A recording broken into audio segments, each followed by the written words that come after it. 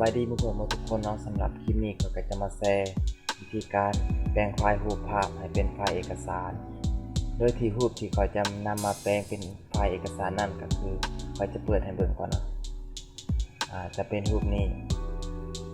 กระสีหย่อๆหน่อยนึงนะสิคือรูปประมาณนี้เนาะคอยอยากจะแปลงมันเป็นไฟล์เอกสารเราจะเห็นอย่างไรก็คือเทคนิคง่ายๆเนาะเราเข้ามาแปลงที่นี่เลยถ้าเขาไม่ที่ Google Chrome นะเขามาหน้าตา Google Chrome สำหรับใครที่ยังไม่ทันล็อกอินก็ให้ไปล็อกอินเขาก่อนนะแล้วมันจะมีจำเนี่ยมันเขียนว่า Google App เนาะเราคลิกเข้ามาเลยก่อนที่เราจะมาแปลงไฟล์เราก็จะอัพรูปภาพเนาะลงไดรฟ์ไว้ซะก่อนก็คือเรามาอัพโหลดรูปภาพซะก่อนเนาะ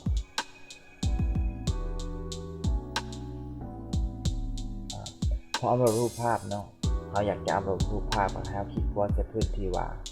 แล้วเลือกอัพโหลดไฟล์ก็จะเอารูปภาพนี้เนาะ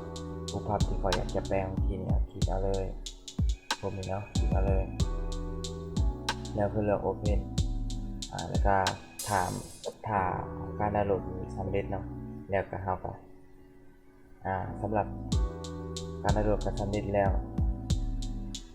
พอดาวน์โหลดสำเร็จแล้วให้เรามาคลิกขวาใส่รูปภาพที่เราอยากจะแปลงนั่นเองเราคลิกขวาใส่เลยแล้วเรามาเลือกตัวที่2เนาะเปิดโดยใส่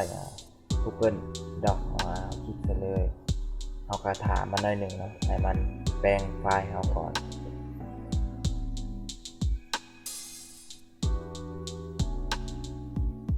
สำหรับขั้นตอนการแปลงไฟล์ก็จะบ่ยากอะไรเนาะ